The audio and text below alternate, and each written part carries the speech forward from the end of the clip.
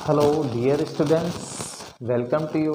मैं सभी विद्यार्थियों का आर्य क्लास के अंतर्गत बहुत बहुत स्वागत और अभिनंदन करता हूँ। डियर स्टूडेंट्स, मेरे द्वारा आपको जो पॉलिटी क्लास के जो कंटेंट जो अवेलेबल कराए जा रहे हैं, निश्चित रूप में आपके लिए जो है उपयोगी साबित होंगे। इसी आशा और उम्मीद के साथ में प्रिय विद्यार्थियों, आपके लिए बेहतर से बेहतर कंटेंट जो है उपलब्ध कराने का मेरा प्रयास रहेगा। तो प्रिय विद्यार्थियों, आज की क्लास के अंतर्गत हम बात करेंगे वेस्टर्न पॉलिटिकल थिंकर्स के संदर्भ में। और वेस्टर्न पॉलिटिकल थिंकर्स के संदर्भ में हम जो बात करेंगे वो मोस्टली रूप में थॉमस हॉब्स की बात करेंगे। Thomas Hobbes. Dear students, Thomas Hobbes एक समझौतावादी विचारक हैं। 3 पाश्चात्य राजनीतिक विचारक हैं जिनको समझौतावादी विचारक कहा जाता है: थॉमस हॉब्स, जॉन लॉक और जीन जैक्स रूसो। ठीक है, तो आज का जो हमारा टॉपिक रहेगा थॉमस हॉब्स रहेगा। और डियर स्टूडेंट्स, सबसे पहले हम बात करते हैं कि हॉब्स का जो जन्म है, हॉब्स का जन्म जो है 5 अप्रैल 1588 को, 5 अप्रैल 1588 ईस्वी को जो है 5 अप्रैल 1588 ईस्वी को ब्रिटेन के एक नगर मालसबरी में हुआ। ब्रिटेन के एक नगर मालसबरी में हुआ। मालसबरी में इनका जन्म हुआ। ठीक है, और जो है एक पादरी के घर इनका जन्म होता है। हॉब्स को सामाजिक समझौता सिद्धांत का जो है नेक्स्ट जो महत्वपूर्ण बात है कि हॉब्स को सामाजिक समझौता सिद्धांत का, हॉब्स को सामाजिक समझौता सिद्धांत का जो है विधिवत रूप से विकसित करने का श्रेय प्राप्त है। हॉब्स को सामाजिक समझौता सिद्धांत को विकसित करने का श्रेय प्राप्त है। डियर स्टूडेंट्स, ध्यान रखना कि थॉमस जो हॉब्स था जिसने सामाजिक समझौतावादी जो सिद्धांत है उसको विकसित करने का इनको क्या है, श्रेय प्राप्त है। राज्य की उत्पत्ति के संदर्भ में जनरली 3 सिद्धांत हैं। एक तो राज्य की उत्पत्ति का दैवीय सिद्धांत, और दैवीय सिद्धांत का जो प्रतिपादन किया गया था वो मनु के द्वारा।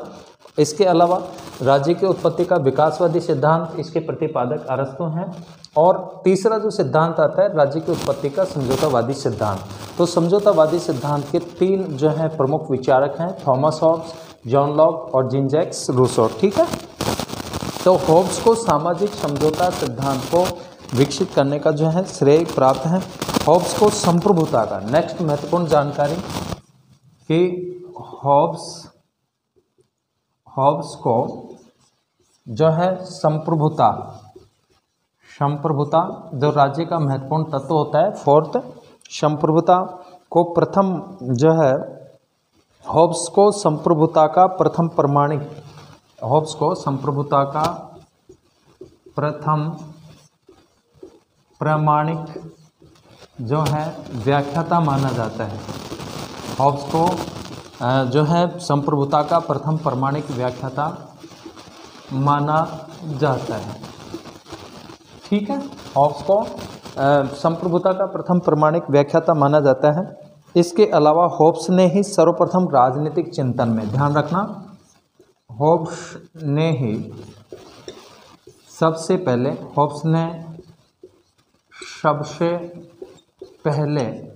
जो है राजनीतिक चिंतन में, हॉब्स ने सबसे पहले राजनीतिक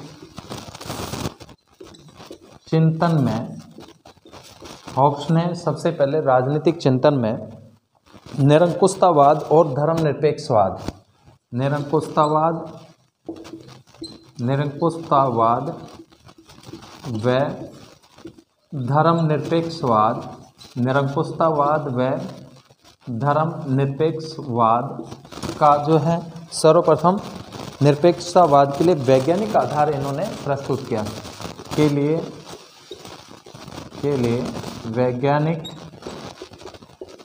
वैज्ञानिक आधार प्रस्तुत किया। ठीक है, ये हॉब्स ने सबसे पहले राजनीतिक जो चिंतन है उसमें निरंकुशतावाद व धर्मनिरपेक्षवाद के लिए वैज्ञानिक आधार क्या किया, प्रदान किया। ठीक है, आधार प्रस्तुत किया।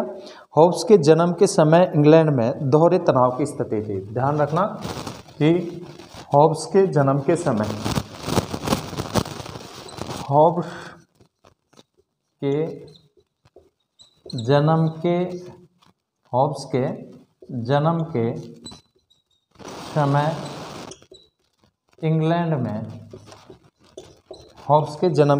इंग्लैंड में दोहरे तनाव की स्थिति थी।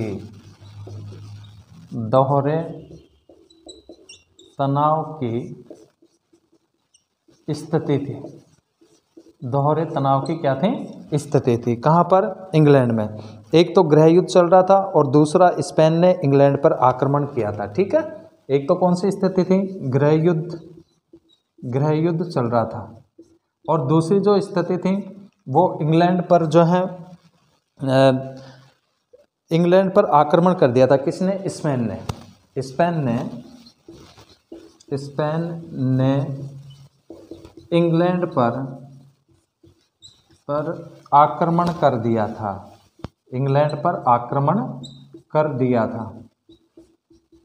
ठीक है, दो स्थितियां थी इंग्लैंड में उस समय, एक तो गृह युद्ध और एक स्पेन ने इंग्लैंड पर क्या कर दिया था, आक्रमण कर दिया था। तो डियर स्टूडेंट्स, जो है इस तनावपूर्ण स्थिति को देखते हुए जो है हॉब्स ने कहा कि मेरी माँ ने दो जुड़वाओं को जन्म दिया, एक मुझे और एक जो है भय को। ठीक है, ये ध्यान रखना कि ये किसका कथन था, ये हॉब्स का था। हॉब्स ने क्या कहा, जो तनावपूर्ण स्थिति चल रही थी इंग्लैंड में उसके संदर्भ में उसने कहा कि मेरी माँ ने दो जुड़वाओं को जन्म दिया, एक मुझे और एक जो है किसको, भय को। ठीक है, कि जन्म के साथ ही जो है हॉब्स ने किसको देखा, भय को देखा।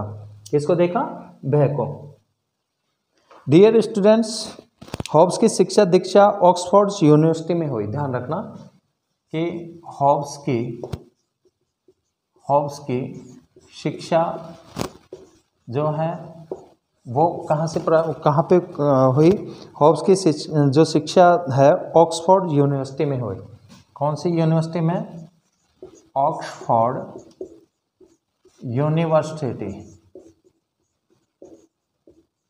यूनिवर्सिटी में इनकी शिक्षा दीक्षा हुई। ठीक है, कौन सी यूनिवर्सिटी में, ऑक्सफोर्ड यूनिवर्सिटी में। डियर स्टूडेंट, हॉब्स की जो शिक्षा की समाप्ति होने के बाद वह कैवेंडिश नामक परिवार में शिक्षक बना और इस परिवार के साथ हॉब्स का जो नाता था वो जीवन भर रहा।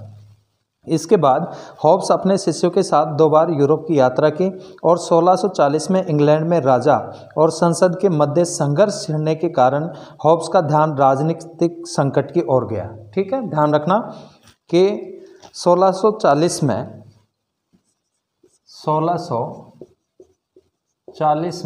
जो है इंग्लैंड में राजा और संसद के मध्य, इंग्लैंड में राजा व संसद के मध्य संघर्ष छिड़ने के कारण हॉब्स का ध्यान राजनीतिक संकट की ओर जाता है। किसकी तरफ जाता है, राजनीतिक संकट की तरफ गया, राजनीतिक संकट की ओर जाता है। ठीक है, इसकी तरफ जाता है हॉब्स का ध्यान, राजनीतिक संकट की तरफ जाता है। इसके बाद में डियर स्टूडेंट्स, हॉब्स ने युद्ध व अशांति का दमन करने के लिए निरंकुश राजतंत्र का समर्थन किया। किसका समर्थन किया है, निरंकुश राजतंत्र का। ध्यान रखना कि हॉब्स जो समर्थन करता है वो निरंकुश राजतंत्र का समर्थन करता है। ठीक है, हॉब्स ने कौन से राजतंत्र का समर्थन किया? निरंकुश राजतंत्र का। डियर स्टूडेंट्स, ये विशेष रूप से आपको ध्यान रखना है कि हॉब्स का जो शासक था वो कैसा था? निरंकुश। तो हॉब्स की शिक्षा दीक्षा ऑक्सफोर्ड यूनिवर्सिटी से होती हैं और 1640 में जब इंग्लैंड में राजा और संसद के मध्य संघर्ष छिड़ने के कारण हॉब्स का ध्यान राजनीतिक संकट की तरफ जाता है और इसलिए जो है उन्होंने निरंकुश राजतंत्र का समर्थन किया और एक पुस्तक की रचना की जिसकी वजह से उसे इंग्लैंड छोड़ करके फ्रांस भागना पड़ा। ठीक है, किसको? हॉब्स को। और फ्रांस में 11 साल जो है निर्वासित की ज़िंदगी उसने जी। इसके बाद में निर्वासित जीवन में जो है हॉब्स ने डी सीवी 1642 में लिखी। कौन सी लिखी? D CV. पुस्तक का नाम देखें अपन, हॉब्स की पुस्तक, एक तो डी सीवी और दूसरी जो महत्वपूर्ण करती थी वो थी लेवियाथन। कौन सी थी? लेवियाथन। ठीक है, डी सीवी और लेवियाथन।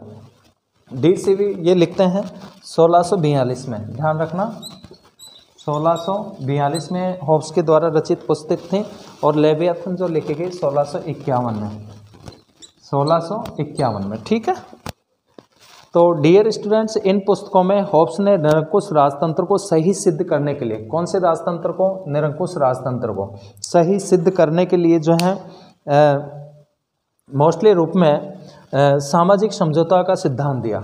हॉब्स के द्वारा कौन सा सिद्धांत दिया गया? सामाजिक समझौता का सिद्धांत। सामाजिक समझौता का सिद्धांत दिया गया। ठीक है, सामाजिक समझौता का सिद्धांत इन्होंने प्रस्तुत किया और जो है इन पुस्तकों के प्रकाशन से फ्रांसीसी जो सामंत गण थे वो क्या हो गए? नाराज हो गए और हॉब्स फ्रांस से भाग करके इंग्लैंड चला गया और इस समय चार्ल्स द्वितीय जो कि किसी समय हॉब्स का शिष्य था क्या बना? शासक बना। अब बात करते हैं इंग्लैंड में गृह युद्ध की। ठीक है, इंग्लैंड में गृह युद्ध की। इंग्लैंड का गृह युद्ध सम्राट जेम्स प्रथम और संसद के बीच हुआ। गृह युद्ध संसदीय विशेष अधिकारों के लिए लड़ा गया, अर्थात सम्राट ने संसद की शक्तियों को सीमित कर दिया था और संसद ने मांग की थी कि मंत्रियों की नियुक्ति, व्यय, कराधान तथा विदेशी मामलों में संसद से सलाह ली जानी चाहिए। डियर स्टूडेंट, लेकिन राजा ने इन मांगों को ठुकरा दिया और 1629 में संसद को भंग कर दिया और 11 वर्ष संसद के बिना शासन जो है वहाँ पर चलाया गया। ठीक है, इसके बाद संसद बुलाई गई, वह दीर्घकालीन संसद कहलाई 1640 से 1653 तक और इस दीर्घकालीन संसद 1649 ईस्वी में चार्ल्स प्रथम को जो है क्या दे दिया? प्राणदंड दे दिया। डियर स्टूडेंट, ध्यान रखना कि चार्ल्स प्रथम के समय में चर्च के समर्थक दो गुटों में बट गए, एक चर्च का समर्थन करने वाले और दूसरे जो है संसद का समर्थन करने वाले। इसके बाद में जो है एक पक्ष तो कौन सा था? संसद का समर्थन कर रहा था और एक किसका कर रहा था? एक राजा का कर रहा था। इसके अलावा जो है जो चर्च का समर्थन करने वाले और दूसरे संसद के समर्थन के संसद के जो समर्थक कहलाए वो प्यूरिटन कहलाए।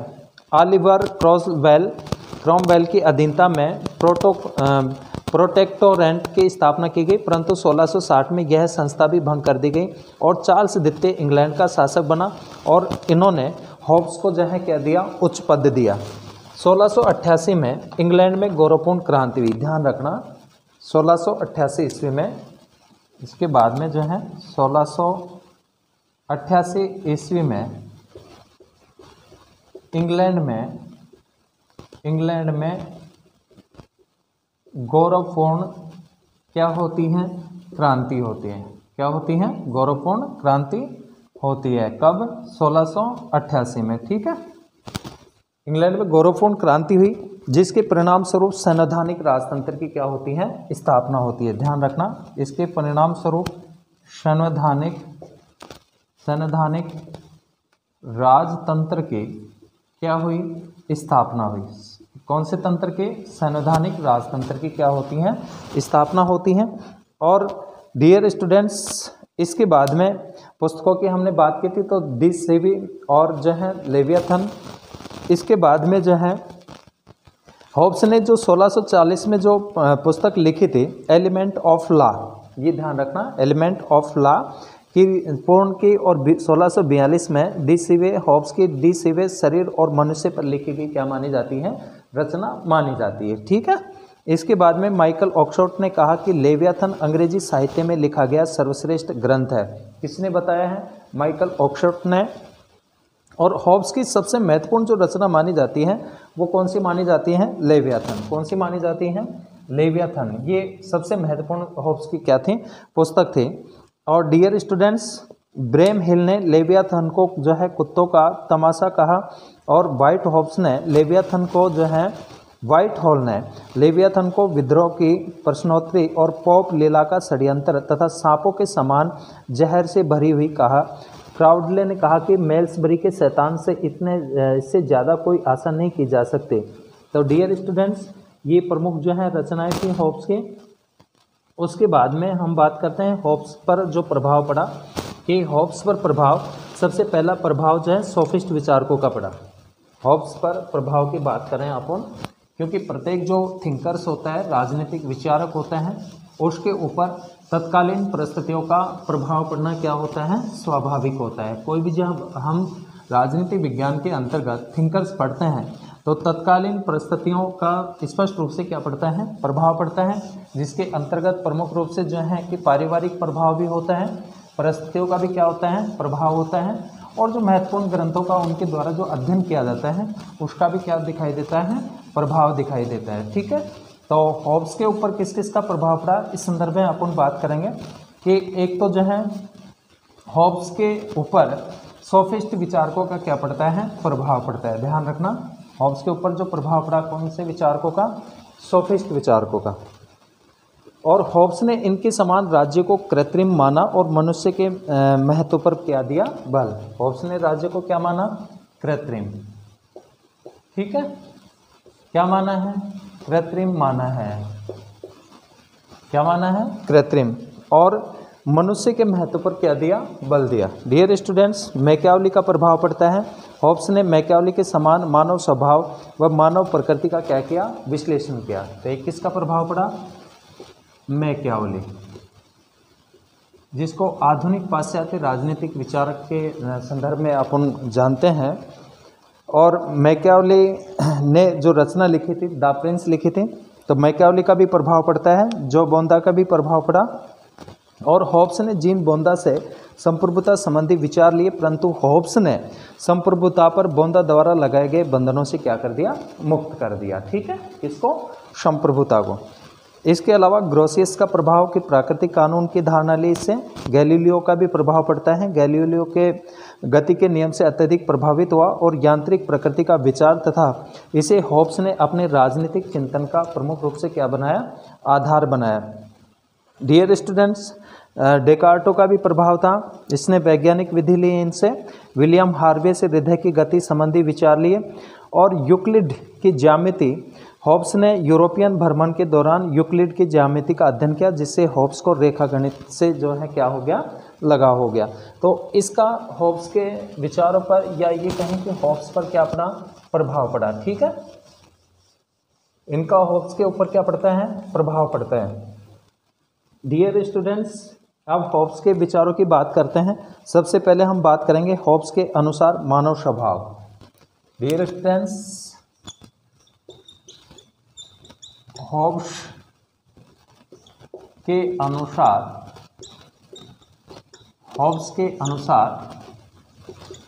मानव स्वभाव। हॉब्स के अनुसार मानव स्वभाव। ठीक है। इसकी बात करेंगे। तो हॉब्स ने राज्य की उत्पत्ति सामाजिक समझौते के परिणाम स्वरूप मानी, क्योंकि ये समझौतावादी विचारक हैं। 3 समझौतावादी विचारक माने जाते हैं, हॉब्स, लॉक और रूसो। तो सामाजिक समझौतावादी सिद्धांत का प्रतिपादन किया। ठीक है। कौन सा? सामाजिक समझौतावादी। ठीक है। सामाजिक समझौतावादी सिद्धांत का क्या करते हैं? प्रतिपादन करते हैं। सिद्धांत का प्रतिपादन किया। सामाजिक समझौतावादी सिद्धांत का क्या किया? प्रतिपादन किया। और इन्होंने राज्य की जो उत्पत्ति मानी है वो किसके माध्यम से मानी है? सामाजिक समझौते के परिणाम स्वरूप माने। राज्य की स्थापना से पहले की अवस्था को इन्होंने कौन सी अवस्था कहा है? इससे पहले की जो अवस्था थी, पहले की अवस्था को प्राकृतिक अवस्था कहा है। पहले की अवस्था को कौन सी अवस्था माना? प्राकृतिक अवस्था। कौन सी अवस्था? प्राकृतिक अवस्था। ठीक है, ध्यान रखना कि होब्स ने राज्य की उत्पत्ति से पहले की जो अवस्था थी उसको प्राकृतिक अवस्था माना है। डियर स्टूडेंट्स, प्राकृतिक अवस्था में मानव स्वभाव का इन्होंने जो है क्या किया? विश्लेषण किया। और होब्स राज्य का अध्ययन मानव स्वभाव के विश्लेषण से क्या करता है? प्रारंभ करता है। ध्यान रखना कि जो होब्स है वो राज्य का अध्ययन मानव स्वभाव के विश्लेषण से प्रारंभ करता है। होब्स ने अपनी पुस्तक लेवियाथन में मानव प्रकृति का विश्लेषण किया और कहा कि मनुष्य अनैतिक, असामाजिक है तथा शक्ति व भय से संचालित होता है। ठीक है, यानी होब्स के अनुसार व्यक्ति पूर्णतः स्वकेंद्रित अकेला होता है और हर व्यक्ति का अपना संसार, आनंद, सत्य आदि होते हैं। तो होब्स ने मानव स्वभाव के जो है नकारात्मक पक्ष पर क्या डाला है? प्रकाश डाला है। होब्स ने कहा कि मनुष्य की प्रकृति असामाजिक होती है, अनैतिक होती है और इसी के कारण ही आत्मरक्षा की प्रवृत्ति उसमें पाई जाती है। डियर स्टूडेंट्स, होब्स ने मानव की प्रकृति के संबंध में कहा कि स्वयं को पढ़ो। क्या कहा? मानव की प्रकृति के बारे में स्वयं को पढ़ो। किसने कहा? होब्स ने कहा। इसके अलावा जो है होब्स ने मानव का स्वभाव, अगर मानव स्वभाव की बात करते हैं कि होब्स ने मानव का स्वभाव जो है क्या माना है? धूर्त, स्वार्थी, इसके अलावा झगड़ालू। ठीक है, क्या माना है? धूर्त, स्वार्थी और झगड़ालू। इसके अलावा अहमवाद, असामाजिक, अविवेकशील और भावना प्रधान जो है प्राणी बताया है। डियर स्टूडेंट्स, होब्स ने कहा कि मनुष्यों में 3 कारणों से संघर्ष चलता रहता है। क्या कहा? कि मानव में 3 कारणों से क्या चलता रहता है? संघर्ष चलता रहता है। किसने कहा? होब्स ने। ठीक है, हम पश्चिमी राजनीतिक विचारक होब्स के संदर्भ में बात कर रहे हैं और होब्स के जो प्रमुख जो विचार हैं मानव स्वभाव के संदर्भ में अपन बात कर रहे हैं। डियर स्टूडेंट्स, कि मानव स्वभाव, और आपको ध्यान रखना है कि होब्स मानव स्वभाव के नकारात्मक पक्ष पर ही क्या डालता है? प्रकाश डालता है। अर्थात मानव को स्वार्थी और जो है झगड़ालू प्रवृत्ति का बताता है। कौन? होब्स। डियर स्टूडेंट्स, होब्स ने कहा कि मनुष्यों में 3 कारणों से संघर्ष चलते रहते हैं। मनुष्यों में 3 कारणों से जो है संघर्ष चलते रहते हैं। 3 कारणों से संघर्ष चलते रहते हैं। ठीक है, कितने कारण बताए हैं? 3 कारण बताएं। कितने कारण बताए हैं? 3। एक तो कौन सा? प्रतिद्वंद्विता की भावना का होना। प्रतिद्वंद्विता एक तो ये है। दूसरा जो माना है वो धन। दूसरा कौन सा कारण माना है? धन। और तीसरा जो कारण बताया है इन्होंने, तीसरा कारण बताया है यश कमाने और उसे बढ़ाने की इच्छा। कौन सा कारण? यश कमाने व उसे बढ़ाने की, यश कमाने व उसे बढ़ाने की इच्छा। ठीक है, तो 3 कारण बताए हैं। होब्स कहता है कि 3 कारणों से जो है मनुष्य में संघर्ष चलते रहते हैं। एक तो प्रतिद्वंद्विता की भावना होना, धन भी एक कारण होता है, और यश कमाने और उससे बढ़ाने की इच्छा, ये संघर्षों को क्या देती है? जन्म देती हैं। होब्स ने मानव स्वभाव के कारण ही निरंकुश राजतंत्र का समर्थन किया। ठीक है, मानव स्वभाव के कारण ही, ध्यान रखना कि मानव स्वभाव के कारण ही होब्स निरंकुश राजतंत्र का समर्थन करता है। निरंकुश राजतंत्र का क्या करता है? समर्थन करता है। ठीक है, इसके कारण मानव स्वभाव के कारण है।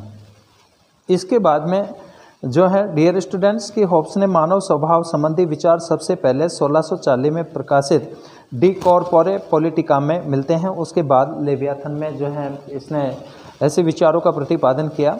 और जो प्राकृतिक अवस्था है, प्राकृतिक अवस्था, होब्स ने प्राकृतिक अवस्था का वर्णन करते हुए उसे भय में जो है बताया। होब्स की प्राकृतिक अवस्था शक्ति ही सत्य की धारणा पर क्या रही? आधारित थी। और हॉब्स ने प्राकृतिक अवस्था के माध्यम से इंग्लैंड के गृह युद्ध का क्या किया, चित्रण किया। प्राकृतिक अवस्था में धोखाधड़ी और शक्ति ही मानव जीवन के मुख्य तत्व थे।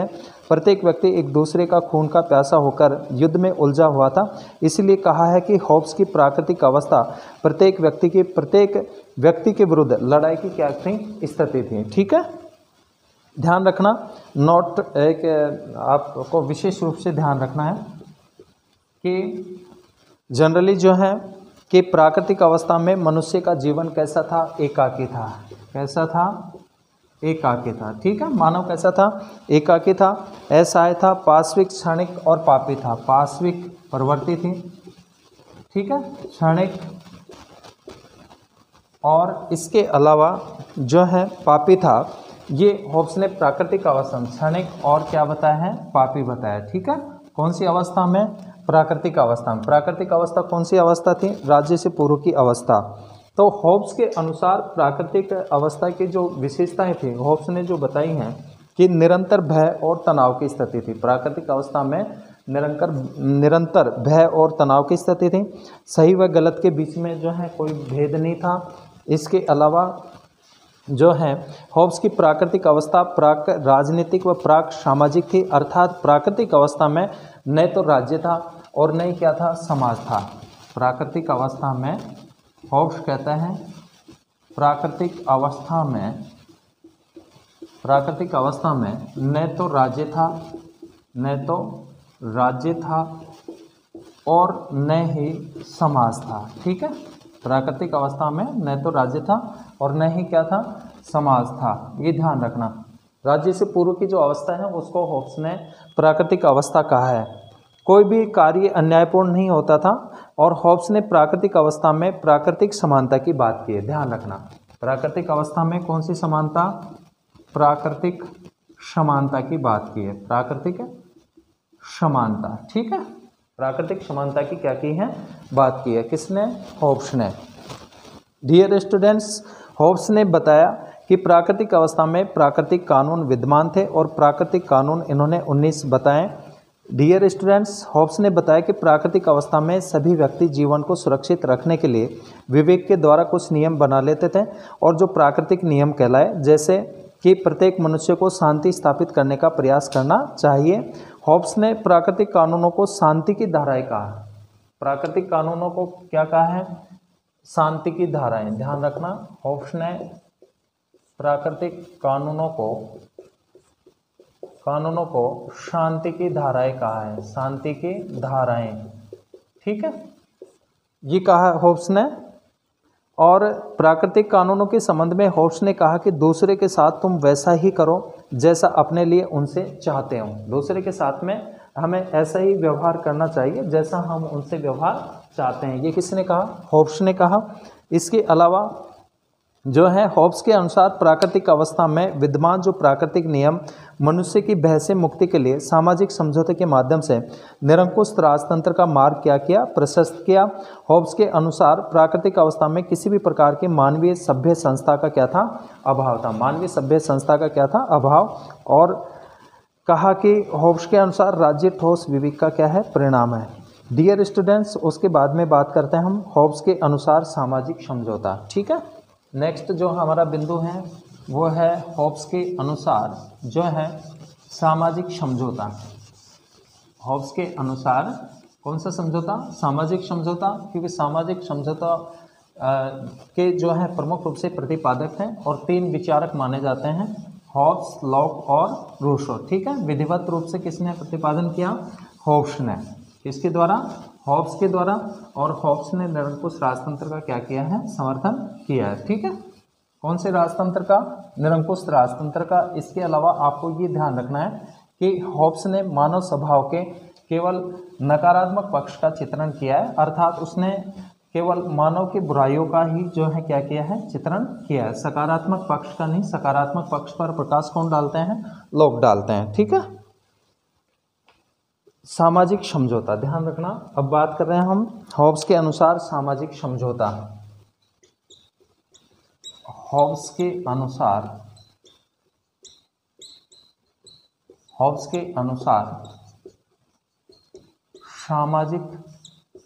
समझौता,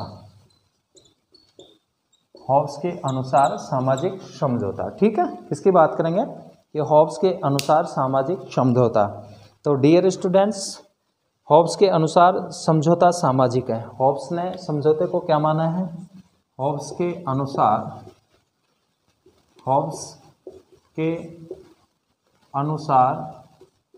समझौता क्या है? सामाजिक है। ठीक है, हॉब्स ने समझौते को क्या माना है? सामाजिक माना है। और हॉब्स के अनुसार सामाजिक समझौते का जो मूल कारण है वो क्या बताया है? प्राकृतिक अवस्था में व्याप्त भय। इसका मूल कारण क्या माना? प्राकृतिक अवस्था में व्याप्त भय को क्या माना? व्याप्त भय को मूल कारण माना है। मूल कारण माना है। ठीक है, व्याप्त भय को क्या माना है? मूल कारण माना है। डियर स्टूडेंट्स, इसके अलावा हॉब्स के सामाजिक समझौते का स्वरूप एक पक्षीय है, अर्थात राजा समझौते का परिणाम है, हिस्सा नहीं है। ठीक है, तो इसका स्वरूप एक पक्षीय माना है।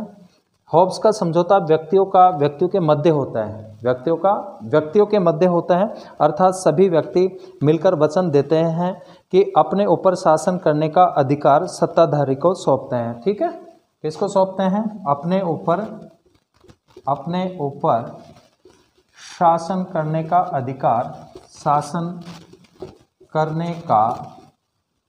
अधिकार जो है सत्ताधारी को सौंपते हैं। ठीक है, तो व्यक्तियों के बीच में क्या बताते हैं? ये समझौता बताते हैं। और हॉब्स ने केवल एक ही समझौते की बात की है, जबकि लॉक कितने समझौते की बात करता है? 2 समझौतों की बात करता है। नेक्स्ट क्लास के अंतर्गत अपन बात करेंगे, जब लॉक के संदर्भ में पढ़ेंगे, केवल एक समझौते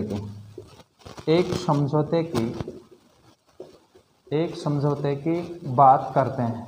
ठीक है, एक समझौते की क्या करते हैं? बात करते हैं। डियर स्टूडेंट्स, इस प्रकार से जो है कि सभी मिलकर के अपने सभी अधिकार निरंकुश शासक को सौंपते हैं और केवल आत्मरक्षा के अधिकार को छोड़कर। ये ध्यान रखना आपको विशेष रूप से कि आत्मरक्षा के अधिकार को छोड़कर शेष अधिकार एक व्यक्ति को सौंप देते हैं। ठीक है, हॉब्स ने समझौते की अगली विशेषता यह है कि शासक समझौते की उत्पत्ति है और भागीदार नहीं। जैसा कि एम्बर्स्टीन ने कहा कि हॉब्स का सामाजिक समझौता प्रजाजनों के बीच हुआ और संप्रभु समझौते का भागीदार नहीं है, वह तो उसकी क्या है? उत्पत्ति है। डियर स्टूडेंट्स, हॉब्स के अनुसार प्रत्येक मनुष्य के द्वारा समझौते का उल्लंघन करने पर शासक द्वारा दंड देने का अधिकार होगा, क्योंकि हॉब्स के अनुसार दंड का भय समझौते को बनाए रखने के लिए आवश्यक है। जैसा कि हॉब्स ने कहा कि बिना तलवार की शक्ति के शासन समझौता निरे क्या है? शब्द हैं। तो हॉब्स ने निरंकुश संप्रभुता की स्थापना की, अर्थात संप्रभु पर किसी प्रकार के प्रतिबंध नहीं है। ठीक है, हॉब्स का शासक कैसा है? हॉब्स का शासक कैसा है? निरंकुश। ठीक है, निरंकुश शासक की बात करते हैं, निरंकुश है, ये ध्यान रखना। हॉब्स का शासक कैसा है? निरंकुश है। और हॉब्स ने शासितों को शासकीय निरंकुशता के विरुद्ध विद्रोह करने का अधिकार नहीं दिया, परंतु हॉब्स आत्मरक्षा के अधिकार के लिए राजा के आज्ञा पालन के आदेश की अवहेलना करने का क्या देता है? अधिकार देता है। केवल किसके लिए? आत्मरक्षा के लिए।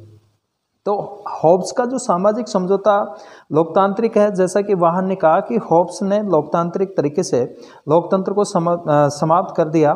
हॉब्स के अनुसार प्रजाजन सुरक्षा के लिए शासन के अधीन होती हैं।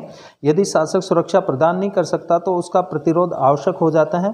इस प्रकार हॉब्स के अनुसार मनुष्य अपने जीवन की सुरक्षा का अधिकार समझौते के बाद ही क्या रखते हैं? सुरक्षित रखते हैं।